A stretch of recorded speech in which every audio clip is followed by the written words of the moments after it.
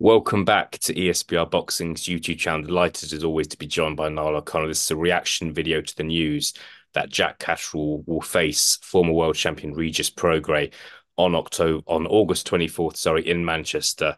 Niall, we knew there was some sort of announcement tonight. We didn't know what it we didn't know what it was about. Didn't know if you had heard any rumors. I certainly hadn't.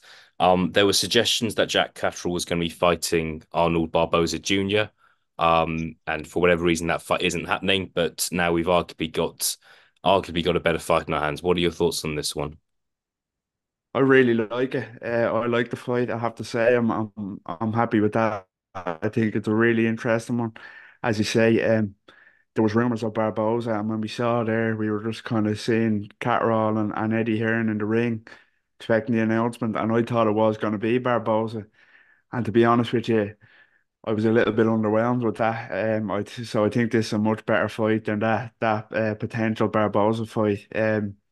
It's a must win for Prograis, and it's another big name for Catterall, which he deserves. So yeah, can't wait for this one. Yeah, fantastic. It's what we want to see, isn't it? I feel like I'll address kind of the small elephant in the room. I think one issue some people might have had with the Barboza fight is that Barboza really shouldn't have won his last fight against Sean McComb, and that would have just kind of been glossed over here. So I just think that's one of the reasons why I think this is actually a better fight. Prograis, two losses on his record, one very close fight to Josh Taylor a few years ago now, and one fight against Devin Haney. Obviously, there's no disgrace in losing to Devin Haney. One thing I want to ask you about Niall. 25th of May, um, Jack Catterall beat Josh Taylor in the rematch. Hard 12 round fight. Pretty much exactly 3 months later, going in against another top 10, arguably top five fighter in the division. Does that concern you at all? You have a tough 12 round fight and you're pretty much straight back into camp. Does that concern you? It is a good point to make because, on one hand, as boxing fans, and then as Catterall fans, we say it's great to see such a quick turnaround. Not only a quick turnaround, but a quick turnaround against a top operator in Regis Prograis. But then on the other hand, it is a very quick turnaround. Like you mentioned, it was a real grueling kind of affair against Josh Taylor, more so than people anticipated, really. So it it wouldn't massively concern me for Catterall, but it will be interesting to see if there is some lasting effects there. But if we're being optimistic, as I say, I'm glad to see a quick turnaround and him in another top contender. I really am. So fair play to Catterall, and it wouldn't massively concern me. No, I don't think the fight was that damaging Mm. for it to have that much of an effect. So no, I wouldn't be too stressed. Yeah, fair enough. I think I don't want to complain about fighters being active. I definitely don't want to do that. And I feel like if it's one fighter who's not been very active in the last 2 or 3 years, it's Jack Catterall. Before the first Josh Taylor fight, he hadn't fought for a long time. Between the first Josh Taylor fight and the Derek Foley fight, had a layoff. So yeah, he's not been the most active of fighters through no fault of his own. So it's great to see him active.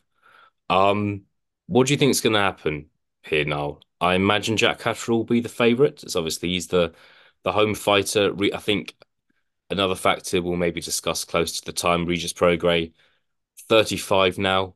Um, quite possibly is past his best. That doesn't mean he can't beat Jack Catterall, but quite possibly is past his best.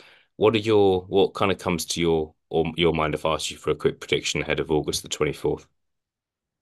As you said, Catterall will be rightly the favourite, I suppose. Prograis is on the kind of back end of his career. He is past his best. Maybe I don't kind of subscribe to the notion that he's massively past his best. I think he is still capable.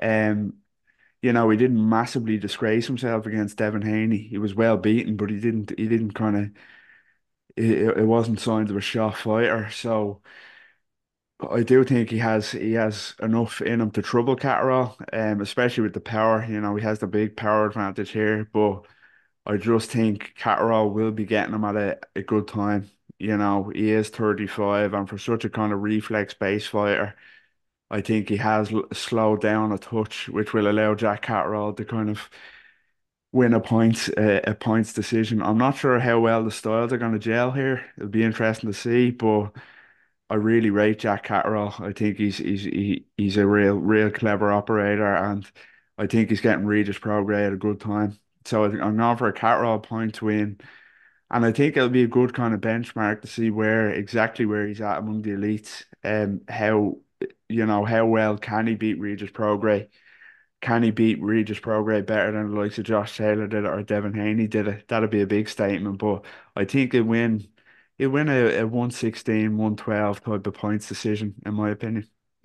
Yeah, look, it's I think it's a real chance for Jack Catterall to certify himself as one of the top real kind of top five, maybe even top three fighters in the division, and the best fighter without a belt as well. And that's one thing about Jack Catterall. After all of this, he still hasn't become a world champion, and kind of it feels like fighting for world titles at 140 are hard to come by at the moment. But yeah, you would hope if he beats Regis Prograis in August, his next fight will be for a world title. But we will see. Noel, good to be joined by you.